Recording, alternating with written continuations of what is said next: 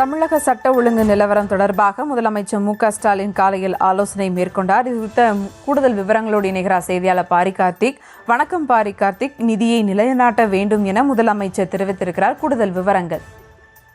வணக்கம். தமிழ்நாடு முதலமைச்சர் திரு மு.க.ஸ்டாலின் அவர்கள் தலைமையில் இன்றைய தினம் தலைமைச் செயலகத்தில் சட்டம் ஒழுங்கு தொடர்பாக ஆலோசனை கூட்டம் நடைபெற்றது. இந்த ஆலோசனை கூட்டத்தில் தமிழ்நாடு முதலமைச்சர் அவர்கள் தலைமை தாங்கினார். அப்போது அதிகாரிகளுக்கு, குறிப்பாக காவல்துறை உயரதிகாரிகளுக்கு பல்வேறு அறிவுரைகளை வழங்கினார். அந்த அறிவுரையின் அடிப்படையில் பல்வேறு விஷயங்கள் பாதிக்கப்பட்டது.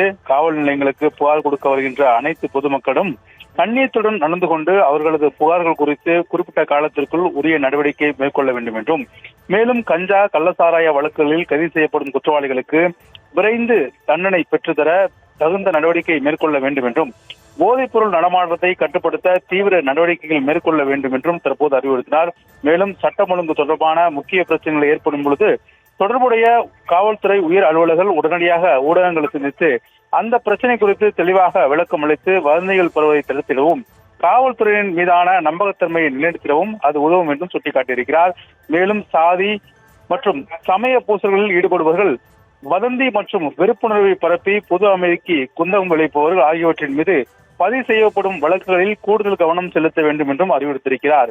பொது இடங்களில் சிசிடிவி கேமராக்கள் பொருத்துவது, குற்றத்தடுப்பு நடவடிக்கையில் சமுதாயத்தின் பங்களிப்பை ஊக்குவிப்பது போன்ற நடவடிக்கைகள் மேற்கொண்டு குற்ற செயல்கள் நடக்காமல் தடுப்பதற்கான நடவடிக்கைகள் எடுக்க வேண்டும் என்றும், காவல்துறையினர் முழுமையாக செயல்பட சுதந்திரம் அளிக்கப்பட்டுள்ள நிலையில் காவல்துறையினர் சட்டம் ஒழுங்கை பேணி பாதுகாத்து நீதியை நிலைநாட்ட வேண்டும் என்றும் தற்போது முதலமைச்சர்கள் அறிவித்திருக்கிறார். இந்த கூட்டத்தை பொறுத்தவரைக்கும் காவல்துறை சார்பில் உள்துறை அமைச்சர் மற்றும் தலைமைச் செயலாளர் உள்ளிட்ட பல்வேறு உயரதிகாரிகளும் கலந்து கொண்டிருக்கிறார்கள். தொடர்ச்சியாக முதலமைச்சர் அவர்கள் இது குறித்து பேசும் பொழுது, குறிப்பாக பொது இடங்கள் சிசிடிவி கேமராக்கள் பொருத்துவது, குற்ற தடுப்பு நடவடிக்கையில் சமுதாயத்தின் பங்களிப்பை ஊக்குவிப்பது போன்ற நடவடிக்கைகளை மேற்கொண்டு குற்ற செயல்கள் நடக்காமல் தடுப்பதற்கான நடவடிக்கைகள் எடுக்கப்பட வேண்டும் என்றும், மேலும் காவல்துறையின் முழுமையாக செயல்பட முழுமையான சுதந்திரம் அளிக்கப்பட்டுள்ள நிலையில் காவல்துறையினர் சட்டம் ஒழுங்கை பேணி பாதுகாப்பு குறித்து நீதியை நிலைநாட்ட வேண்டும் என்றும் தமிழ்நாடு முதலமைச்சர் அவர்கள் அந்த கூட்டத்தில் அறிவுறுத்தியிருக்கிறார்.